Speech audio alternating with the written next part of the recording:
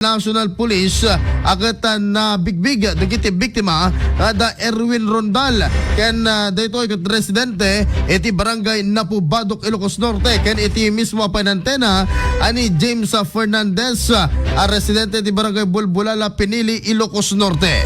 Ano sa dinokit dagito ya biktima ket nakalugan da iti white Toyota Veloz nga agpapa amyanan a direksyon ket di maipagarop mga idol nga dagitoy ket nagapuda iti pagpapalutan ket ditoy nga